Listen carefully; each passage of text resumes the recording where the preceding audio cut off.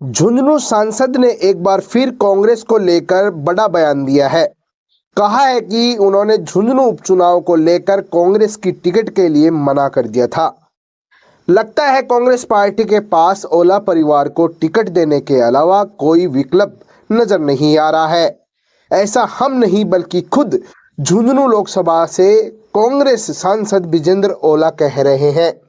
झुंझुनू के Mandela road पर हुई कांग्रेस प्रत्याशी के समर्थन में सभा को संबोधित करते हुए झुंझुनू सांसद ने कहा कि झुंझुनू उपचुनाव में कांग्रेस पार्टी को टिकट देने से उन्होंने मना कर दिया था, यानी वो टिकट नहीं लेना चाहते थे।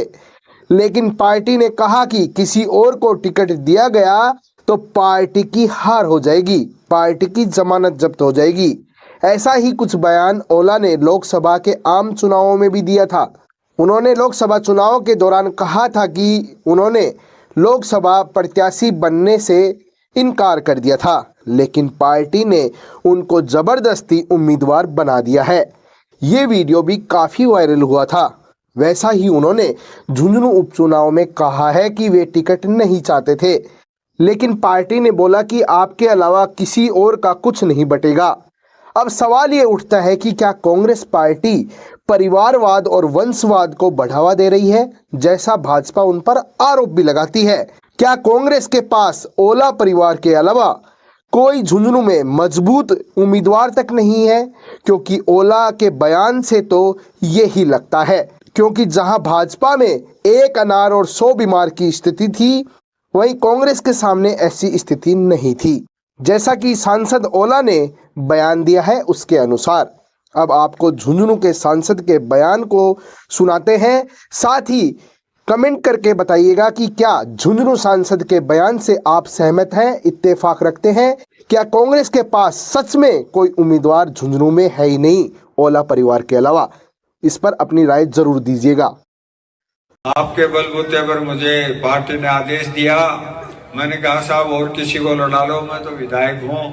तो उन्होंने कहा पार पड़ेगी नहीं, हमारा जो भी सिस्टम है जिससे हमने जानकारी करी है, तो मुझे आदेश दिया। मैं आपके बीच आया और आपने दिल्ली भेजा, इसलिए ये सीट खाली हुई, नहीं तो आपने मुझे 5 साल के लिए चुन ही दिया था।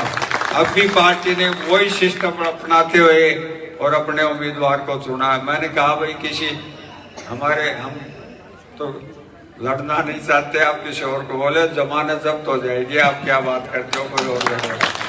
तो इस तरह की परिस्थितियों में और अब अपने को ये चुनाव कोई साधारण चुनाव होता तो ये कहीं टिकते ही नहीं।